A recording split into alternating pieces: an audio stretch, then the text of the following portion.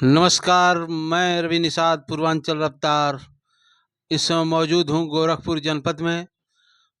गोरखपुर जनपद में अभी-अभी कुछ दिन पहले प्रेस क्लब गोरखपुर में जन अधिकार पार्टी के प्रभारी प्रत्याशी विधानसभा सहजनवा, उन्होंने जन अधिकार पार्टी को त्याग करके आम आदमी पार्टी ज्वाइन की। इस बारे में दिलीप कुमार मौर्य जी, मेरे चैनल पे आपका स्वागत है। बहुत बहुत धन्यवाद आपको भी।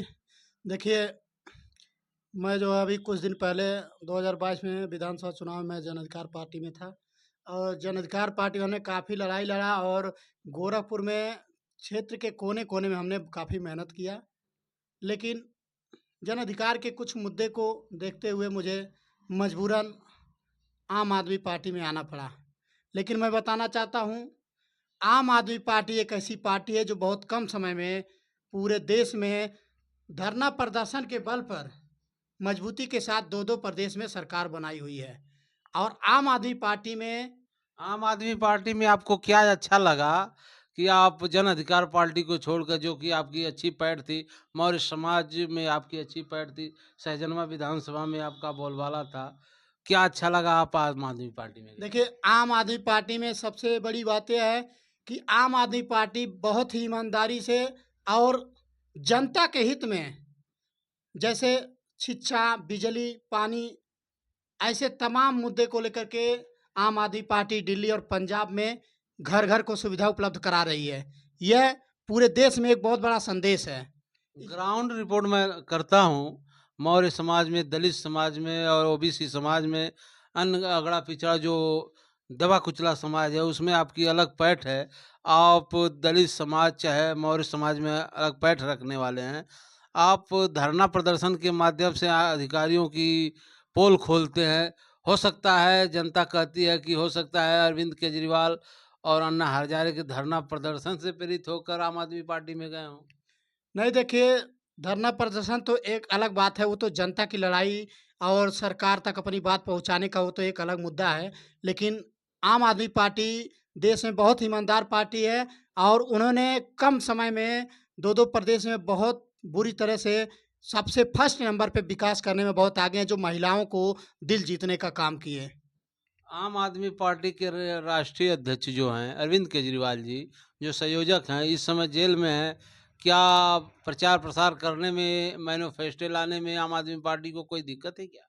नहीं, दिक्कत तो देखिए, बहुत ज़्यादा दिक्कत तो मान लीजिए थोड़ा बहुत तो होता ही है, क्योंकि हमारे राष्ट्रीय अध्यक्ष जेल में हैं। लेकिन हमारे राष्ट्रीय अध्यक्ष जेल में रह कर के भी मुख्यमंत्री की कमान सँभाले हुए हैं और जनता, जहाँ पर उन्होंने काम किया दिल्ली और पंजाब में, जनता दिल्ली, पंजाब के अलावा उसके अगल-बगल के प्रदेश के जनता भी जो है चिल्ला रही है कि हमारे देश में जो ईमानदारी से काम करता है, ऐसे लोगों को भारतीय जनता पार्टी ईडी के बल पे और सीबीआई के बल पे फर्जी तरीके से जेल भेजने का काम फिर कर भी रही है। भारतीय जनता पार्टी कह रही है 400 पार, इस पे क्या कहना चाहिए? देखिए, भारतीय जनता पार्टी तो झूठों की पार्टी है। अगर देखा जाए तो भारत में, हमारे मोदी इंडिया की में, गारंटी दे रहे हैं। देखिए, गारंटी तो हर बात की देते हैं, लेकिन उनकी गारंटी फिसड्डी हो जाती है। और भारतीय जनता पार्टी की अगर बात किया जाए, तो इस समय भारतीय जनता पार्टी में सबसे ज़्यादा गुंडे माफिया हैं। वो और तो किसी वो तो तरह कहते हैं मैंने लगातार रोजगार युवाओं को दिया है, पूरे देश में रोजगार लगातार दे रहा हूँ। नहीं, रोज़गार वो क्या दिए हैं, अब वही 5 किलो राशन सबको दे रहे हैं। अब वो रोज़गार कहें, चाहे जो भी कहें, तो माम अगर देखा जाए तो 5 किलो राशन सबको दे रहे हैं और वो तो ये भी कह रहे हैं कि इस बार हम और से अधिक लोगों को राशन देने का काम करें। इसका मतलब वो खुद चाह रहे हैं कि लोग जो है नौकरी न पाएँ, बेरोज़गार हों, ताकि वो जो है सिर्फ़ राशन से पेट भर लें और शिक्षित ना हों, ताकि जो है भारतीय जनता पार्टी की जो कमियाँ हैं, उसको लोगों के बीच में न बता पाएँ, न। चलिए, देश को छोड़िए, गोरखपुर में आते हैं। गोरखपुर में भारतीय जनता पार्टी का प्रत्याशी रवि किशन जी हैं, उनके बारे में क्या कहना चाहिए? देखिए, भारतीय जनता पार्टी, अगर रवि किशन की बात किया जाए, तो ऐसा व्यक्ति जो ज़िले में चुनाव लड़ते हुए लोगों से यह कह रहे हैं कि हम जो है ज़िले में आप लोगों की समस्याओं को हल करेंगे, तो मैं ज़्यादा नहीं कहूँगा, लेकिन मैं ये कहना चाहता हूँ कि जो अपना परिवार नहीं सँभाल पा रहा है, जे जो अपने परिवार के, उनकी एक महिला है, जो अभी गोरखपुर में वायरल हुआ था, माँ-बेटी, और वह लोग कह रहे हैं कि अर्पणा हमारे ठाकुर। अर्पणा ठाकुर, और ये जो है बार-बार ये लोग कह रहे हैं कि हम लोग को ये जो है और हम लोग को खोज खबर नहीं लेते हैं। हमारी बेटी जो 10,000 रुपया माँग रही थी, तरस रही है।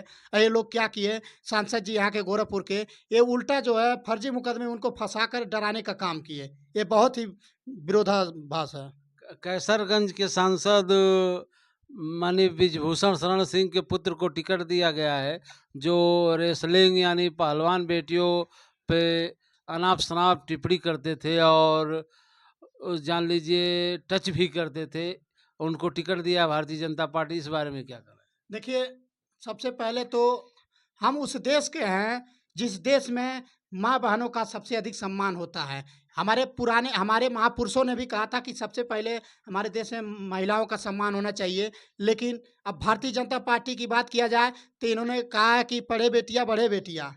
लेकिन यह फिसड्डी साबित हो रही है और जो पहलवान की बात हो रही है, हमारे देश की बेटियाँ जो अन्य देशों में जाकर के तमाम जो है कांस्य पदक लाने का काम किया, उनके साथ अन्याय हो रहा है। जो उनका आरोपी है, जो इनके साथ है छेड़छाड़, तमाम गलत कदम उठाया गया। ऐसे लोगों को भारतीय जनता पार्टी ने दोबारा टिकट दे करके यह सिद्ध कर दिया है कि हमारे देश में भारतीय जनता पार्टी में माँ बेटियों का कोई सम्मान नहीं है। क्या आम आदमी पार्टी का भी मानना है क्या संविधान खतरे में?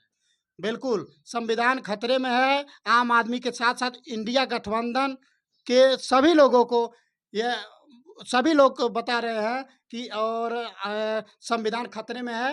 और संविधान खतरे में क्यों नहीं रहेगा? क्योंकि ये जो भी वैकेंसी वगैरह तमाम सीटें निकाल रहे हैं, इसमें संविधान को नज़रअंदाज करते हुए आरक्षण के हिसाब से ना निकाल कर के ये जो है अपने हिसाब से जो है अपने लोगों को लाभ पहुँचाने का काम कर रहे हैं। क्या केशव प्रसाद मौर्य फिर मैदान में आएँगे, भारतीय जनता पार्टी के लिए वोट माँगेंगे?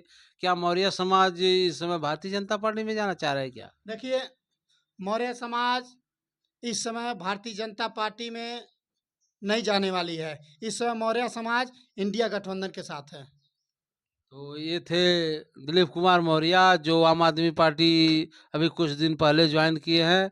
मैं इन्हीं के साथ एक साथी और मिल गए हैं, जो उदा देवी पासी विकास मंच के अध्यक्ष हैं, डॉक्टर महेश पासी जी। आपका मेरे चैनल पे स्वागत धन्यवाद आपके चैनल का। है। उदा देवी पासी एक महान क्रांतिकारी योद्धा रही, उनके बारे में विस्तार से बताएं। आपके चैनल के माध्यम से आपने पूछा कि वीरांगना उदा देवी का विस्तार से बताएं। वीरांगना उदा देवी पासी सन 1857 के गदर में ये शहीद हुई थी, 36 अंग्रेजों को मार करके। सिकंदरबाग चौराहे पर इनकी मूर्ति भी लगी है। सिकंदरबाग चौराहे पर भी इनका एक हाफ मूर्ति भी लगी है, जिसका अनावरण ये रामविलास पासवान भी कर चुके हैं, उनका भी शिलापट लग चुका है। इसके पहले भी जो वहाँ पर जो मूर्ति लगी हाफ कद में, वह मूर्ति जो है इसमें लगी थी, क्या बोलता है कि भूल रहा हूँ, मतलब उस जात का पता न चला, अज्ञात वीरांगना लिखा गया था। लेकिन रामविलास पासवान ने जब लगाया तो उन्होंने लिख दिया, ज्ञात है कि वीरांगना उदा देवी पासी हैं और उजियार गांव की रहने वाली थी वह। क्या आप पासी समाज के नेता हैं? पासी विकास मंच, उदा देवी पासी विकास मंच के अध्यक्ष हैं। पासी समाज इस समय किधर देख रहा है, इंडिया गठबंधन की तरफ की या बीजेपी की तरफ? हमारा पासी समाज इस समय जो है किसी तरफ नहीं है, चारों तरफ है। कमलेश पासवान भाजपा की तरफ है। कमलेश पासवान तो भाई उनका वर्चस्व है समाज में। कौन सा वर्चस्व है उनके पिताजी का, जो बाबा राघव दास मेडिकल कॉलेज में बोर्ड लगा था, गेट लगा था, उसको भी उजाड़ फेंकी बीजेपी ने? क्या वर्चस्व है? वर्चस्व उनका सपा शासन में गेट लगा था, मुलायम सिंह ने लगवाया था, लेकिन भाजपा शासन काल में उस गेट को तोड़ दिया गया। सही बात आप कह रहे हैं, लेकिन क्या वोट की चोट करेगी पासवान समाज? वोट की चोट उनको नहीं करेगी। क्या भारतीय जनता पार्टी को पासवान वोट कर रहे हैं? नहीं, भारतीय जनता पार्टी को पासवान वोट नहीं करती है। लमसम मिला जुला करके जहां उसका देखती है कि हमारा हित है, वहीं रहती है ये पार्टी। कहाँ पे हित है, कुछ तो बता सकते हैं? ये तो सपा में भी रहती है, बसपा में भी रहती है। यानी गोलमाल तीनों की तरफ रहती जी है। जी। इनका कोई अस्थाई कोई मुखिया नहीं है कि मतलब एक तरफा ये जाकर आप अपने पासवान समाज और दलित और पिछड़े समाज को क्या संदेश देना चाहते? हम अपने समाज को यही संदेश देना चाहता हूँ कि भाई किसी भी पार्टी में रहिए, वो पार्टी खराब नहीं होती, लेकिन उसके जो कार्यकर्ता होते हैं वो खराब होते हैं, वो सही ढंग से नियम को नहीं चलाते हैं। इसीलिए जो है हर पार्टी जो है धीरे धीरे वो बैठती जा रही आप है। डॉक्टरी पेशे से हैं, क्या भारत सरकार की जो स्वास्थ्य सुविधाएं हैं, क्या सही क्या गलत, इस बारे में प्रकाश डालना चाहेंगे? क्या जानना चाह रहे हैं इसमें आप? क्या भारत सरकार की जो स्वास्थ्य बजट है, स्वास्थ्य के बारे में व्यवस्था जो मेडिकल कॉलेज सदर में किए जाते हैं, उससे आप खुश हैं?